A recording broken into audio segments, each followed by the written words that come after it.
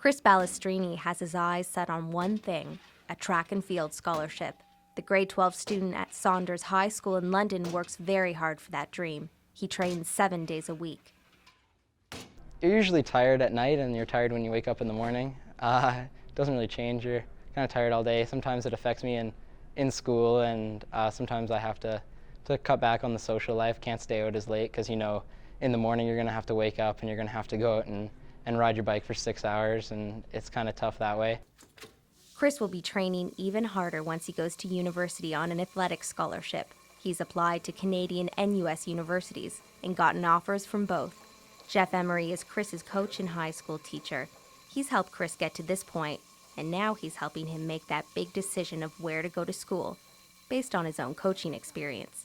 Students usually get excited about the thought of the States, and it's appealing to them. I don't know if those dreams always work out what they think they're going to be, whether it being the cost of it, or that you hear often of burnout, or the issue of paying a lot of money for what they're getting into. My first thought was, oh, I'm recruited, I can go to the States, get scholarships, and just kind of live the Canadian sports athlete's dream. And then it kind of wore over, and I started looking at the pros and cons, and now I'm kind of weighing in all the possibilities. Chuck Matthews is the sports manager at Western. He hopes students notice Canadian university opportunities. In the Canadian system, the universities have OSAP, they have bursary opportunities, they have scholarship programs for academics, and if you take that whole package together, take a look at that would offer a kid to stay in Canada, as opposed to looking at just the full ride scholarship or whatever it is because I'm an athlete. So I think the students have to take a look at that. If Chris accepted a U.S. athletics scholarship, he could get a full ride. That means all expenses paid. But there's other considerations. Jeff is asking Chris to look at the bigger picture.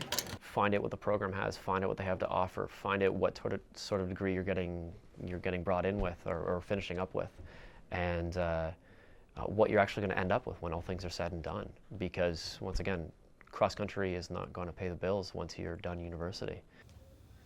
Now Chris has the ball in his court, and he's doing the research. What he's found is he can still go to school in Canada and compete in U.S. sports divisions.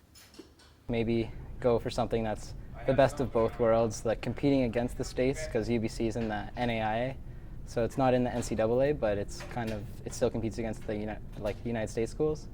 But with the Canadian coach and the Canadian mentality and philosophy about training. Jeff has helped Chris get this far, but in the next few months, Chris will have to choose a university on his own. For Halftime, I'm Julianne Hazelwood.